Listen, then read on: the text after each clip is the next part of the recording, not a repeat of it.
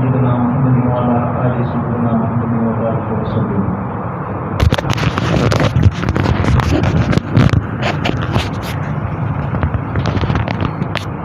سورہ فاتحہ جو ہم نماز کی ہر رکعت میں پڑھتے ہیں،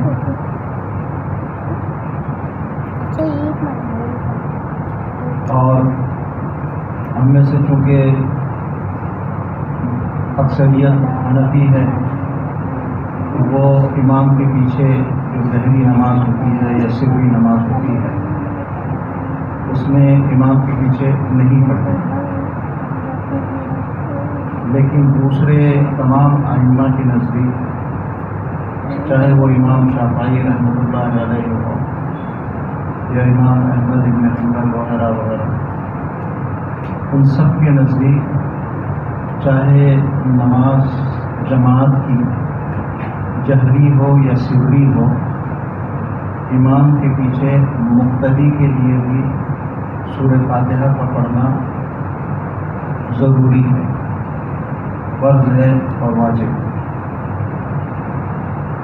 لیکن احناف کے نزدیک اپنی جو امام سے ہٹ کر، جماعت سے ہٹ کر جو نمازیں ہیں، اس میں سورہ فاتحہ کا پڑھنا واجب ہے. اگر کوئی بھول سے چھوٹ جائے اسے سورہ فاتحہ، تو اس کو سجدہ سہو اس کو کرنا پڑے گا. اگر سجدہ سہو نہیں کرے گا تو نماز دوہرانی پڑے گی. اور رسول اللہ صلی اللہ علیہ وآلہ وسلم نے سورہ فاتحہ کے نماز میں پڑھنے کی بہت تاکید کی. اسی تاکید کی وجہ سے اب وہ ایک الگ فقہی مسئلہ ہے، میں اس کو یہاں اس وقت تفصیل سے نہیں بتاؤں گا، لیکن انہی احادیث میں جو تاکید آئی ہے اور سورہ فاتحہ کے جو مضامین ہیں، ان مضامین کے پیش نظر اور جو احادیث مبارکہ کے اندر تاکید آئی ہے، اسی وجہ سے دوسرے ائمہ بھی سورہ فاتحہ کو ہر حال میں پڑھنے کو ضروری قرار دیتے ہیں. بخاری شریف کی حدیث ہے کہ لا صلاۃ لمن لا صلاۃ الا بفاتحۃ الکتاب، سورہ فاتحہ کے بغیر نماز ہے ہی.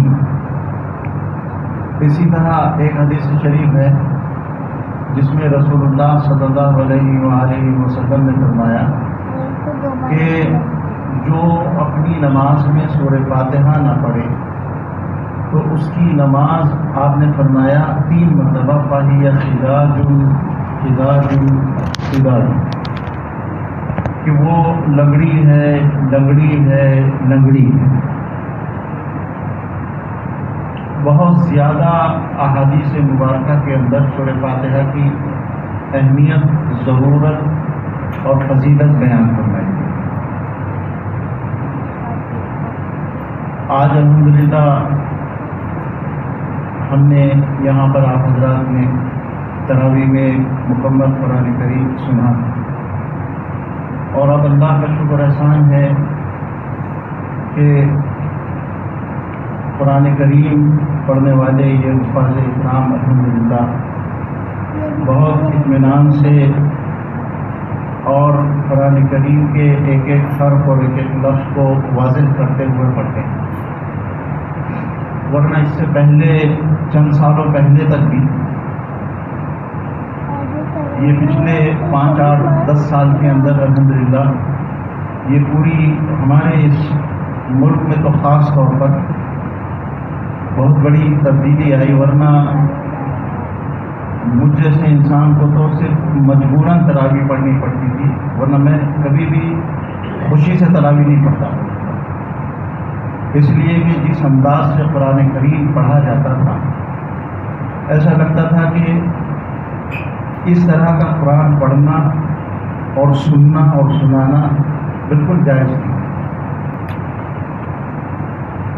لیکن یہ ہے کہ تہمت سے بچنے کے لیے مجبوراً پڑھنی پڑتی تھی، کہیں دوسری جگہ کوئی انتظام، اسی لیے کئی سال سے تو میں گھر ہی پر تراویح پڑھتا تھا، کوئی نہ کوئی ایک حافظ دیکھ کر ایسا کہ جو بہت اطمینان سے صحیح سے ڈھنگ سے قرآن کریم سناتا.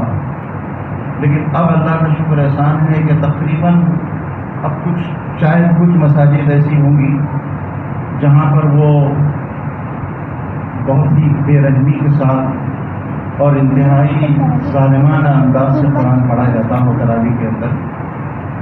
لیکن اکثر و بیشتر مساجد میں صرف میں یہ نہیں کہوں کہ ہم نے بہت بڑا تیر مار دیا ہے یہیں پر ہمارے ہاتھوں کی لوگی بڑی وہ ہے. اکثر و بیشتر مساجد کے اندر الحمدللہ اب حفاظ اکرام اس بات کا اہتمام کرتے ہیں، جب ان کو حفظ کرایا جاتا ہے تو ان کے اساتذہ بھی اس بات کا اہتمام کرتے ہیں کہ اطمینان سے وہ قرآن کریم سنائیں.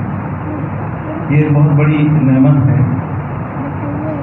اور یہ پورا کا پورا جو قرآن کریم ہے، جس کا ایک مرتبہ اللہ تعالیٰ نے ایسا یہ انتظام کیا ہے تراویح کی شکل میں کہ پوری دنیا کے اندر مسلمانوں کو کم سے کم ایک مرتبہ قرآن کریم سنا دیا جاتا ہے. اس تراویح کے ذریعے سے حضرت علی رضی اللہ عنہ جب خلیفہ تھے تو کوفے میں ایک مسجد سے گزر رہے تھے تو دیکھا ماشاءاللہ مسجد کھڑی ہوئی ہے اور قرآن کریم سنایا جا رہا ہے اور لوگ سن رہے ہیں. پہلے جو تراویح ہوتی تھی وہ شہر کے وقت تک ہوتی تھی، یہ ایسا 1 گھنٹے کی نہیں ہوتی تھی. یہ تو بعد میں ہماری مجبوری کی وجہ سے یہ نظام چل پڑا، ورنہ صحابہ کے زمانے میں صحابہ کہتے ہیں کہ ہم تراویح یہ جو جس کو قیام اللیل بعض لوگوں نے تراویح کہا ہے، جب پڑھ کر ہم مسجد نبوی سے گھر جاتے تو دوڑ کے جاتے تھے کہ کہیں سحری کا وقت ختم نہ ہو جائے، اور ہم اپنے نوکروں سے گھر میں کہتے کہ ارے بھائی جلدی سحری لاؤ وقت ختم نہ ہو جائے. کبھی کبھی تو یہ ہوتا ہے کہ کھا کر پانی پیتے پیتے ادھر مسجد نبوی سے اذان ہو جاتی ہے. یہ حضرت عمر رضی اللہ عنہ کے خلافت کا زمانہ ہے. تو اس طرح تقریباً 6، 7، 5 گھنٹے اور تراویح کی 41 رکعتوں تک کی روایات آتی ہے. لیکن امت میں رواج اکثر و بیشتر جمہور کا عموماً جو ہے وہ 20 رکعت کا رہا ہے، ورنہ 31 رکعت، 33 رکعت، 41 اور 43 رکعت تک تراویح کی روایات کے اندر آتا ہے. لوگ جھگڑتے ہیں کہ 8 رکعت پڑھتے ہیں، ان کو 41 رکعت بھی پڑھنی چاہیے، وہ بھی تو سنت ہے، وہ بھی حدیث میں ہے. 8 ہی رکعت حدیث میں نہیں ہے، 41 رکعت بھی حدیث میں ہے. تو بہرحال اللہ کا شکر احسان ہے کہ حضرت عمر رضی اللہ عنہ تو حضرت علی رضی اللہ عنہ نے فرمایا کہ اللہ عمر کی قبر کو نور سے بھر دے، اس نے ہماری مسجدوں کو قرآن سے آباد کر دیا. یہ جو تراویح کا یہ جو نظام ہے تھوڑا بدلا ہوا نظام ہے، ایکچولی یہ نظام نہیں تھا حضرت عمر کا قائم کیا ہوا. میں نے جیسے عرض کیا کہ وہ بہت لمبا تھا، لیکن یہ بنیاد جو ہے وہ حضرت عمر رضی اللہ عنہ کی ہے. اور رسول اللہ صلی اللہ علیہ وسلم نے فرمایا کہ علیکم بسنتی وسنت الخلفاء الراشدین المہدیین عضوا علیہا بالنواجذ. تمہارے اوپر میری سنت اور میرے خلفائے راشدین کی سنت لازم ہے، اس کو مضبوط دانتوں سے دار سے پکڑ لو. تو خلفائے راشدین میں حضرت عمر رضی اللہ عنہ بھی ہے، تو ان کا جاری کیا ہوا یہ نظام ہے. رسول اللہ صلی اللہ علیہ وسلم نے اپنے زمانے میں اس کو پابندی سے اس لیے نہیں پڑھا کہ کہیں لازمی اور ضروری نہ ہو.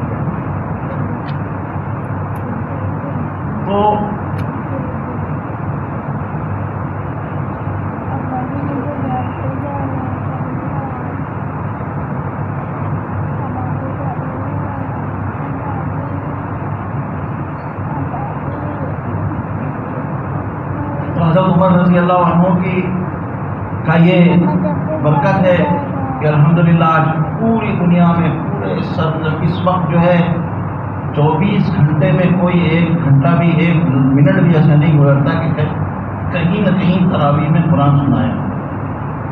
لوگوں نے اس کو پورا ہو کر کے بتایا ہے کہ فیجی جو ایک جزیرہ ہے نیچے آسٹریلیا سے نیچے، وہ فیجی سے لے کر جو وقت چلتا ہے دنیا کی جو گھڑی ہے گرینچ مین ٹائم جو چلتا ہے، اور وہ امریکہ کے اوپر نارتھ میں آخری حصے میں دنیا کے اور دوسرے کنارے پر پہنچتا ہے جہاں سے پھر دنیا ادھر آ جاتی ہے. وہاں تک کا پورا جو 24 گھنٹے کا نظام ہے، تو اب اس وقت یہاں تراویح ختم ہوئی، لاکھوں ہزاروں مساجد میں ابھی تراویح چل رہی ہے، پھر وہاں ختم ہوگی، ہزاروں مساجد لاکھوں مساجد میں آگے تراویح شروع، ایسی چل رہی ہے 24 گھنٹے پورے گلوب پر، پورے کرۂ ارض پر قرآن کریم رمضان میں نماز تراویح کے اندر پڑھا جاتا ہے۔ ہمارا سحری کا وقت ہے تو کہیں کسی کا عشاء کا وقت ہے، کسی کا کچھ وقت ہے، کسی کا وقت چل رہا ہے پورے گلوب پر۔ یہ جو پورا کرۂ ارض ہے، ہر جگہ کہیں نہ کہیں تراویح میں اس وقت قرآن کریم سنایا جا رہا ہے۔ تو پوری امت کو ایک دفعہ سال میں کم سے کم ایک مرتبہ تو ایسا ہو کہ پورا قرآن کریم سنا دیا جائے۔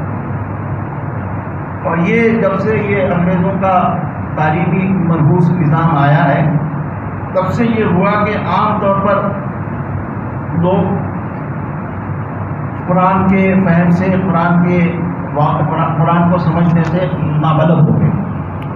اب انگریزی، اردو، ہندی، مراٹھی اسکولوں میں پڑھتے ہیں اور زندگی پوری کھپا دیتے ہیں ایسی ڈگریوں کے حاصل کرنے میں جس کا نہ دنیا میں ان کو کوئی ملتا ہے خاص، نہ آخرت میں تو کوئی ملے گا ہی، سوال کرتا ہے۔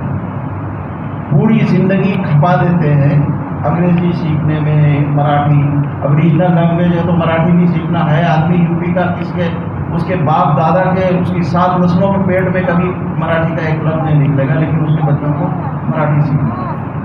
کیوں؟ اس لیے کہ ریجنل لینگویج ہے، تو وہ اس میں تو بچوں کی ہم پوری زندگی کھپا دیتے ہیں، اپنی زندگی کھپا دیتے ہیں، لیکن کبھی اس بات کی ہم کو فکر اور توجہ نہیں ہوتی ہے کہ قرآن کریم پڑھنا اور سمجھنا بھی، اب تھوڑی بہت عربی کی زبان کا مسئلہ ایسا ہے کہ 30 دن کے اندر اگر ڈھنگ سے پڑھا اور پڑھایا جائے تو اتنی عربی آ جاتی ہے کہ قرآن سمجھ سکتا ہے۔ بس اتنی عربی چاہیے، کوئی اور بہت زیادہ اور کیا کریں گے آپ عربی سیکھتے ہو؟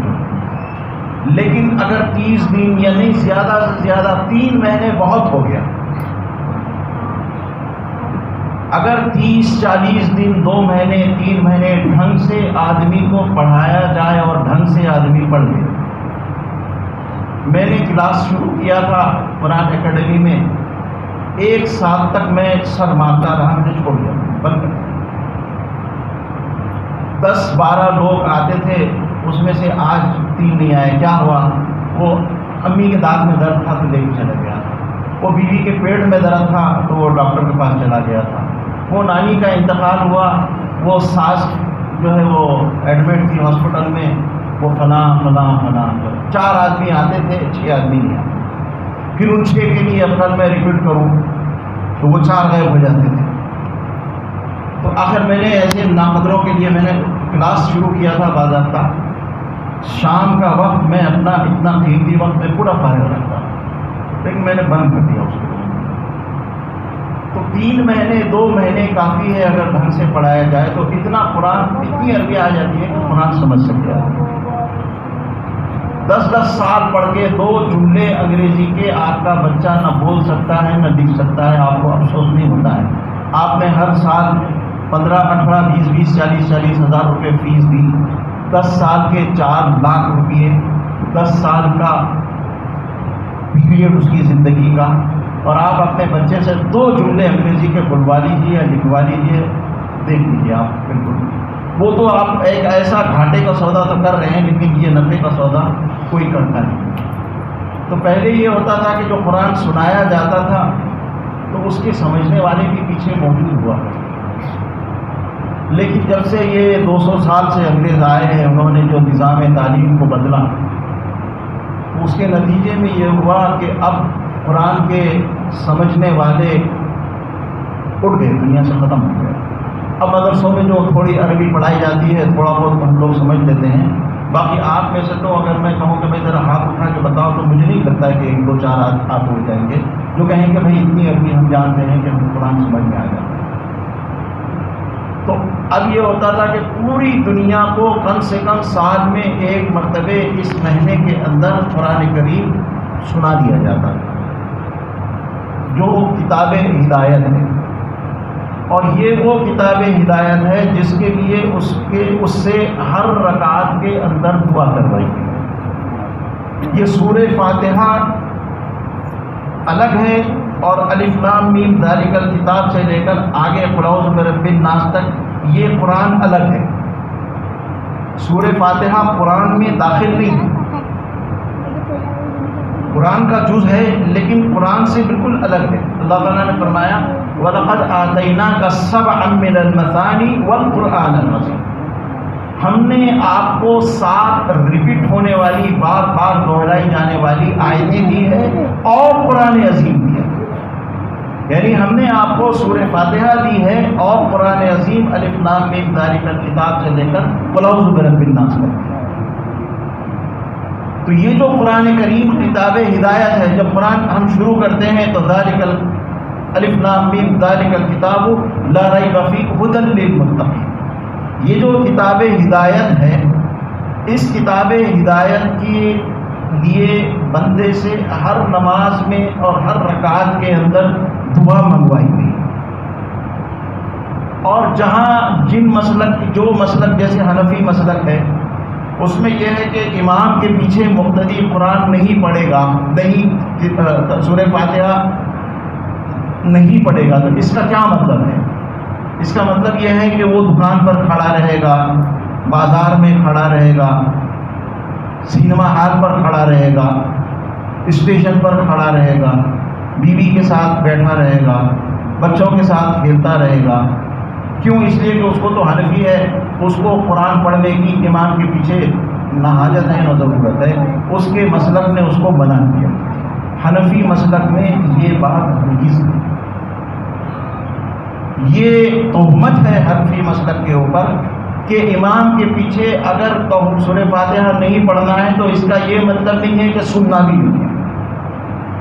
لیکن جب ہم سے یہ کہا گیا، ہم کو بچپن میں بتا گیا کہ امام کے پیچھے سورہ فاتحہ نہیں پڑھنی ہے، تو اب ہم نے یہ ترجمہ کیا کہ سننی بھی نہیں ہے۔ اب امام سورہ فاتحہ پڑھ رہا تو اس کو چونکہ تنخواہ مل رہی ہے تو وہ پڑھے، ہم کو کیا مل رہا ہے جو ہم سنیں؟ یہ سراسر سورہ فاتحہ کے اوپر ظلم ہے، اور ان احادیث کی صریح مخالفت ہے جس میں کہا گیا کہ لا صلاۃ الا بفاتحۃ الکتاب، سورہ فاتحہ کے بغیر نماز ہوتی ہی نہیں ہے۔ اس کو اب خواہ مخواہ مفتیوں کے پاس لے جا کر اس کی روح نکالنے کی ضرورت نہیں ہے۔ یہ صاف حدیث بخاری شریف کی، مسلم شریف کی کہ لا صلاۃ الا بفاتحۃ الکتاب، نماز ہوتی ہی نہیں ہے فاتحہ کے بغیر، سورہ فاتحہ۔ اور یہ سورہ فاتحہ جو بار بار بار بار پڑھوائی گئی، سنوائی گئی، پڑھوائی گئی، سنوائی گئی، یہ اس قرآن عظیم کی اس نعمت کی قدردانی کے لیے اور جواب کے لیے۔ اسی لیے جب بندہ سورہ فاتحہ پڑھتا ہے، میں اب تھوڑی سی مختصر سی اس کی تشریح کروں گا، بہت زیادہ لمبی نہیں کروں گا، آپ لوگوں کو بھی کل کام کاج پہ جانا ہوتا ہے، 10-15 منٹ میں انشاءاللہ بات مکمل کروں گا۔ تو سورہ فاتحہ جو بندہ پڑھتا ہے اس میں جو ہدایت کی وہ دعا مانگتا ہے، اسی لیے قرآن جب شروع ہوتا ہے، اب سورہ فاتحہ ختم ہوئی، قرآن شروع ہوا، سورہ فاتحہ سے قرآن شروع نہیں ہوا۔ اب آپ اس کو یہ مت کہیے کہ قرآن سے باہر کوئی چیز ہے، مضمون کے اعتبار سے میں سمجھا رہا ہوں۔ اب جب سورہ فاتحہ دعا ہے، جب بندے نے دعا کی تو اللہ تعالیٰ نے اس کی دعا قبول کی اور کہا کہ ذالک الکتاب، یہ جو تو ہدایت مانگ رہا تھا، ذالک الکتاب لا ریب فیہ ھدی للمتقین، یہی ہے وہ کتاب۔ اسی لیے علماء کہتے ہیں کہ اللہ نے ذالک عربی میں دور کے لیے کہتے ہیں، وہ جیسے سامنے رہا تو یہ بچہ، اور اگر وہاں ہے تو میرے کو وہ بچہ، تو ذالک الکتاب کا مطلب وہ کتاب کہاں ہے؟ وہ تو یہاں میرے ہاتھ میں ہے، میں بھی یہاں پڑھ رہا ہوں ذالک الکتاب، اور اللہ کہہ رہے ہیں کہ وہ کتاب، کون سی کتاب؟ یعنی وہ جو تو نے سورہ فاتحہ کے اندر دعا مانگی تھی وہ کتاب یہ ہے، ذالک الکتاب لا ریب فیہ ھدی للمتقین، یہ متقی لوگوں کے لیے اس میں ہدایت ہے۔ ابھی میرے بندے تو نے مانگی کی دعا اہدنا الصراط المستقیم، یہی ہے وہ ہدایت والی کتاب۔ اب اس کو پڑھ سمجھ اور اس کو تھام لے. دنیا اور آخرت کی دونوں ہدایتیں اس کے اندر، نہ یہ کہ صرف آخرت بناتی ہے بلکہ دنیا بھی بناتی ہے، بلکہ پہلے دنیا بناتی ہے پھر آخرت بناتی ہے. دنیا کی فکر پہلے کرتی ہے، آخرت کی فکر بعد میں کرتی ہے. تو یہی ہے وہ کتاب جو مانگی گئی تھی بار بار. اسی لیے سورہ فاتحہ کے سلسلے میں نے سوچا کہ میں تھوڑی سی وضاحت کر دوں. سورہ فاتحہ کے تقریباً 70% الفاظ وہ ہیں جو ہم اردو میں روز مرہ استعمال کرتے ہیں. پہلی بات جو میں اس کی وضاحت آپ کے سامنے اہمیت کے، سورہ فاتحہ دیکھیے بہت اہم کتاب، اہم صورت ہے. امام کے پیچھے بھی اگر جو حنفی ہے نہ پڑھتا ہو تو اس کا یہ مطلب نہیں ہے کہ وہ اس کو سن بھی نہ رہا. وہ لوگ جو گانے اور گانے سننے کے شوقین ہوتے ہیں، اب اس میں آپ میں سے سب کے سب تو شیخ عبد القادر جیلانی کے پوتے ہیں ہی نہیں، سب ماشاءاللہ ساری گھاٹ کا پانی پی کر آئے ہوئے لوگ ہیں. تو جو گانا کا جس کو شوق ہوتا ہے، تو اب وہ جو گانا چلتا ہے وہ گانے کے ساتھ میں اس کا پورا وجود ہلتا رہتا ہے. اب وہ گانا گا رہا ہے محمد رفیع، لیکن وہ گانا جو ہے وہ ایسا لگتا ہے جیسے وہ میری آواز سے نکل رہا ہے، بالکل ایسا لگے گا مجھے جیسے میں گا رہا ہوں. یہ انسانی مزاج ہے، انسانی فطرت ہے. اچھی چیز ہو یا بری چیز ہو، صحیح چیز ہو یا غلط چیز ہو، جو اس کو من کو بھا جاتی ہے نا، تو وہ اس کے پورے اس کو ایسے لگے گا، اب وہ اس کو بھول جائے گا. اب کوئی اس سے بات بھی کر رہا ہے تو اب اس کو پکارنا پڑے گا، ارے فلاں، ارے یار میں گانا سننے میں ایسا مست ہو گیا تھا، بالکل جو ہے مجھے پتہ ہی نہیں چلا تم مجھے پکار رہے ہو، یا بیل بج رہی ہے یا کھٹکا ہو رہا ہے دروازے کے اوپر. تو ایک انسان کی آواز میں اور ایک انسان کے لکھے ہوئے الفاظ میں یہ کشش ہے. تو آپ سوچو کہ وہ خدا کی آواز میں اور خدا کے دیے ہوئے الفاظ میں کتنی کشش ہوگی. اسی لیے اہل اللہ کے حضرت عثمان غنی رضی اللہ عنہ فرماتے ہیں، اگر دلوں پر سے زنگ اتر جائے تو انسان کو قرآن میں جو لذت آئے پھر دنیا میں کسی چیز میں وہ لذت آئے. یہ تو دلوں کا میل ہے اور زنگ ہے کہ قرآن کریم کی آواز کی مٹھاس اور اس کا رنگ اور اس کی لذت آدمی محسوس نہیں کرتا. ورنہ قرآن کریم کی الفاظ، اس کی آواز، اس کو اللہ نے ایسی ایک ڈیوائن میوزک بولتے ہیں اس کو، ایک آسمانی موسیقی. غیر مسلم لوگوں نے کتنے ایسے لوگ ہیں کہ قاری عبد الباسط کی قرات سنتے ہیں تو ایک دنگ رہتے ہیں کہ یار یہ کیا چیز ہے، جیسے کوئی چیز کھینچتی ہے اندر سے. اچھی آواز میں جب قرآن پڑھا جاتا ہے، اس لیے رسول اللہ صلی اللہ علیہ وسلم نے بار بار تاکید کر کے فرمایا کہ من لم یتغنی بالقرآن فلیس منا. جو قرآن کو خوب بنا سنوار کر اور خوب مزے لے کر نہ پڑھے وہ ہم میں سے نہیں. خوب آواز کو بنا کر، خوب اس کے اندر موسیقیت پیدا کر کے، قرآن کے اندر جو الفاظ کا زیر و بم ہے، چھوٹا مدہ، بڑا مدہ، غنہ، اخفا، یہ جو قاعدے ہیں، قانون ہیں، یہ میوزیکل نوٹس ہیں. یہ میں نہیں کہہ رہا ہوں، دنیا کے بڑے بڑے میوزیشین جو مسلمان ہوئے انہوں نے کہا کہ یہ جو میوزیکل نوٹس ہے اس تک دنیا کی کوئی موسیقی آج تک نہیں پہنچی. فرانس کا ایک وہ شخص جس کے ریکارڈ مارکیٹ میں آنے سے پہلے بک جایا کرتے تھے، وہ ڈاکٹر حمید اللہ کے ہاتھ پر مسلمان ہوا. بہت تفصیلی واقعہ ہے. اس نے کہا کہ قرآن کی آواز کے اندر جو اتار چڑھاؤ اور جو گانوں کے اندر کیا ہوتا ہے، راگ ہوتے ہیں، راگ. اب وہ کہیں آواز کھنچ رہی ہے گانے والا، کہیں دبا رہا ہے، کہیں اٹھا رہا ہے، کہیں پاٹدار آواز نکال رہا ہے، کہیں پہاڑی آواز نکال رہا ہے، کہیں کچھ کہیں کچھ کہیں کچھ.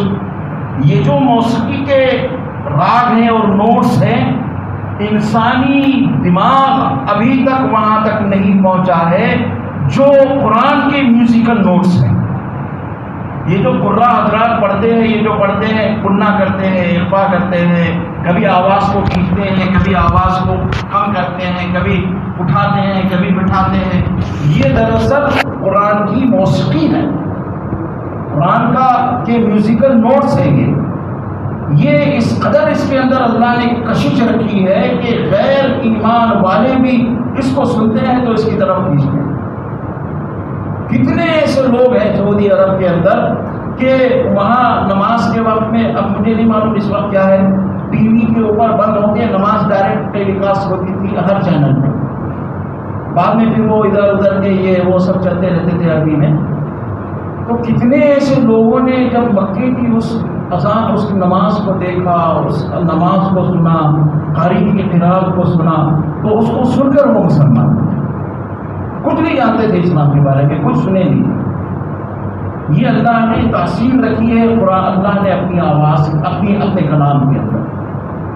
تو اب یہ ہے کہ جب قرآن پڑھا جائے اور ایمان جو ہے، چونکہ الحمدللہ تقریباً اللہ کا شکر احسان ہے، ہر مسجد میں بہت اچھی آواز میں، بہت ہی پیارے انداز سے قرآن نمازوں کے اندر اب الحمدللہ پڑھا جا رہا ہے. تراویح جیسی مظلوم نماز، تراویح میں جتنا ظلم ہوتا تھا قرآن پر شاید ہی نہیں ہوتا. میں سوچتا تھا، میں آج سے 10-12 سال پہلے کی بات بتا رہا ہوں، میں سوچتا تھا کہ کاش یہ تراویح بند ہو، مجھے بھی چھٹی ملتی، یہ امام کو بھی چھٹی ملتی. لیکن اب الحمدللہ ایسا نہیں ہوا. اب اللہ کا شکر احسان ہے، بہت اچھی نمازیں پڑھی جا رہی ہے. تو اب فرض نمازوں میں جو سورہ فاتحہ پڑھی جاتی ہے، اگر انسان کو سورہ فاتحہ کی اہمیت کا اور اس کے کلام ربانی ہونے کا اندازہ ہو تو انسان قرآن قاری پڑھے گا اور وہ اس کے پورے وجود سے الحمدللہ رب العالمین الرحمن الرحیم ایک ایک آیت نکلے گی. زبان سے بھلے سے وہ نہ پڑھے لیکن اس کا پورا وجود پڑھے گا. اس لیے حضرت ابو ہریرہ رضی اللہ عنہ نے ایک دفعہ فرمایا کہ لا صلاۃ الا بفاتحۃ الکتاب. تو ان کے ایک شاگرد نے پڑھا کہ کہا کہ حضرت امام کے پیچھے بھی میں سورہ فاتحہ پڑھوں؟ اس لیے کہ قرآن نے کہا کہ وَإِذَا قُرِئَ الْقُرْآنُ فَاسْتَمِعُوا لَهُ وَأَنصِتُوا. جب قرآن پڑھا جائے تو چپ رہو اور خاموشی سے سنو. دو کام کرو، چپ رہو ایک اور دوسرے خاموشی سے سنو. تو شاگرد نے پوچھا کہ حضرت میں امام کے پیچھے سورہ فاتحہ پڑھوں؟ تو انہوں نے کہا کہ زبان سے نہ پڑھے تو کم سے کم دل سے تو پڑھے. یہ دل کیسے پڑھے گا؟ وہ جو محمد رفیع کا گانا آدمی سنتا تھا، جب لتا منگیشکر کا گانا سنتا تھا، میں صاحب نام بھی لے کر بول دوں آپ کو، تو اس کو یہ کہنے کی ضرورت نہیں تھی کہ اب بھائی یہ لتا منگیشکر گا رہی ہے، آپ کو گانے کی ضرورت نہیں، آپ تو مرد ہیں، آپ کی تو آواز لتا منگیشکر جیسی لگی. لیکن اس کو ایسا لگے گا کہ میں بالکل لتا منگیشکر کی آواز میں گا رہا ہوں، میں عورت کا نام خاص طور پر لے رہا ہوں. مرد ہو کے ایسا لگے گا کہ میں عورت کی آواز میں گا رہا ہوں.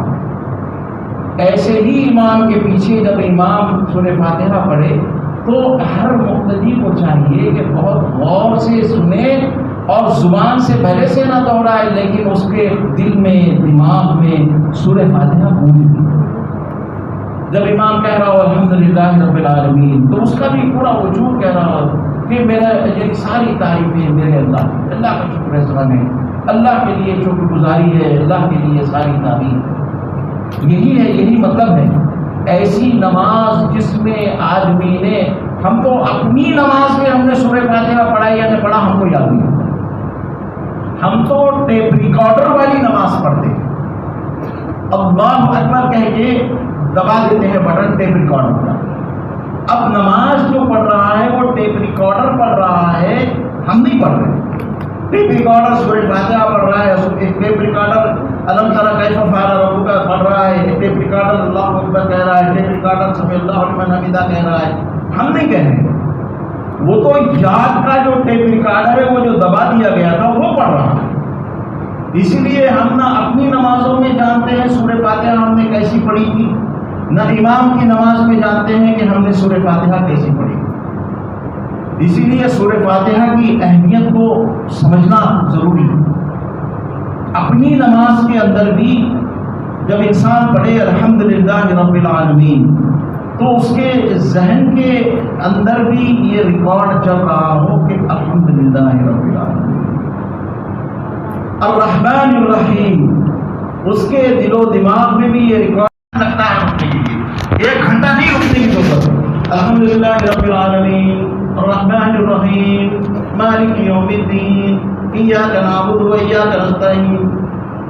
کبھی زندگی میں رسول اللہ صلی اللہ علیہ وسلم نے اور تمام کے تمام صحابہ نے اس طرح الحمدللہ رب العالمین الرحمن الرحیم مالک یوم الدین ایاک نعبد و ایاک نستعین، چاہے تراویح ہو چاہے غیر تراویح، اور چاہے ہماری غلطی ہو چاہے کسی اور کی ہو، ایسا کبھی رسول اللہ صلی اللہ علیہ وسلم نے نہیں کہا۔ یہ بالکل سنت کے خلاف ہے۔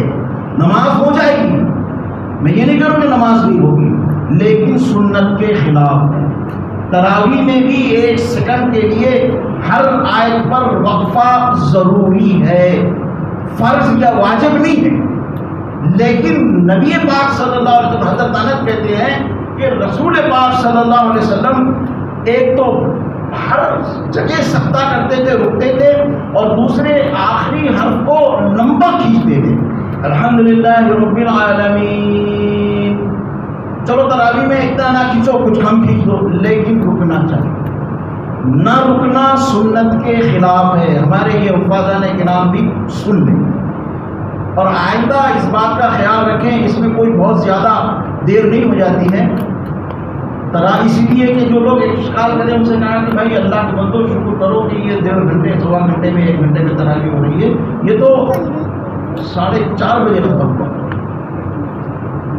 اس کا حق تو یہ ہے کہ یہ 9:30 سے شروع ہو 4:30 بجے، شکر مانو کہ 10:30 بجے ختم ہو، 10:15 بجے ختم ہو، مرے جا رہے ہو اسی کے اندر، 1 سیکنڈ میں کیا ہو جائے گا۔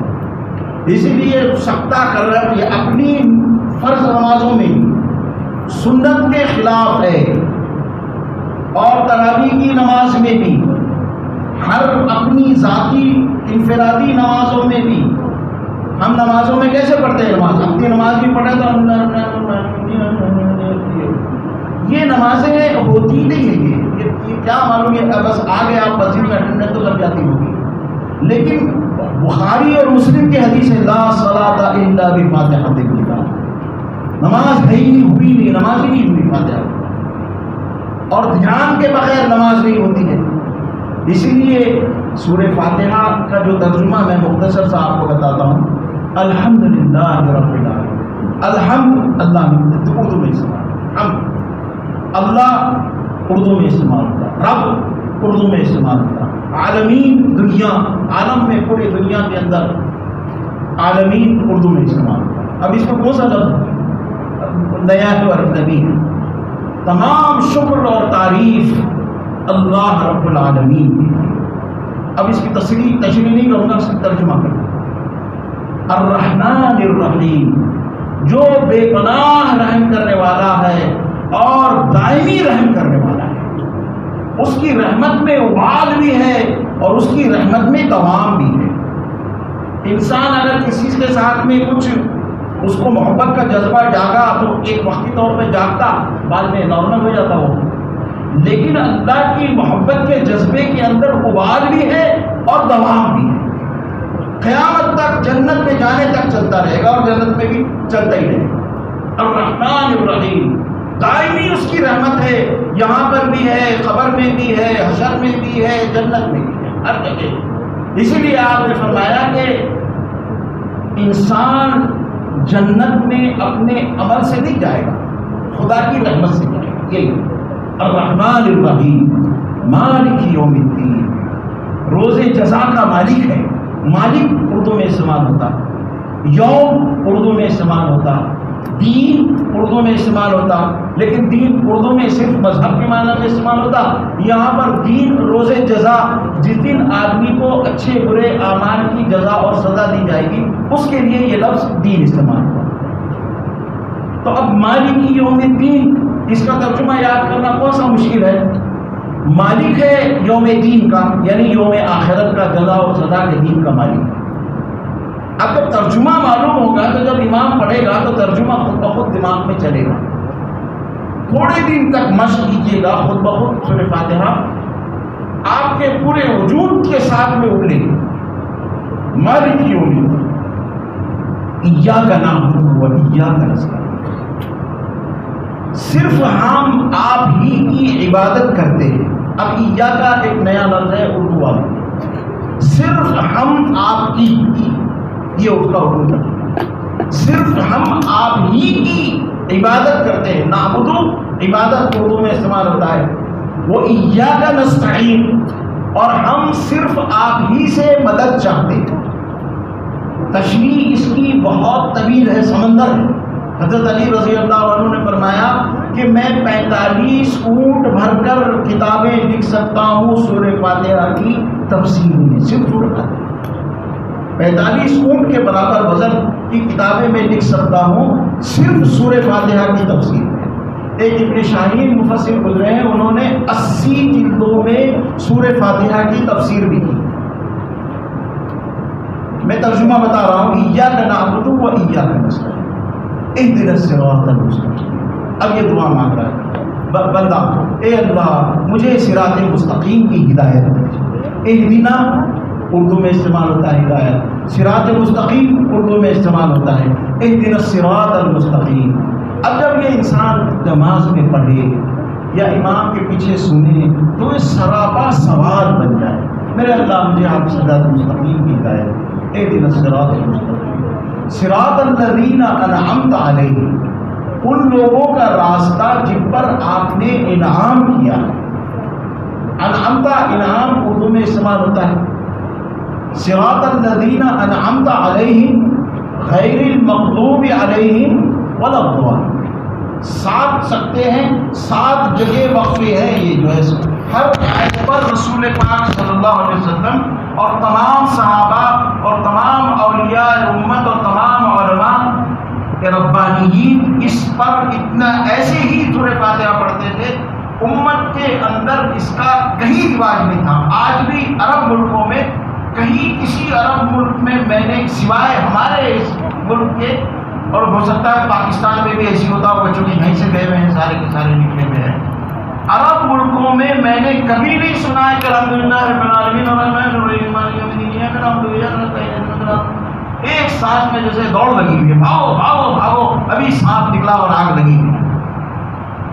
اب یہ ان لوگوں کا راستہ نہیں جن پر آپ کا غضب اترا ہے، اور ان لوگوں کا راستہ نہیں جو راہ راست سے بھٹک گئے.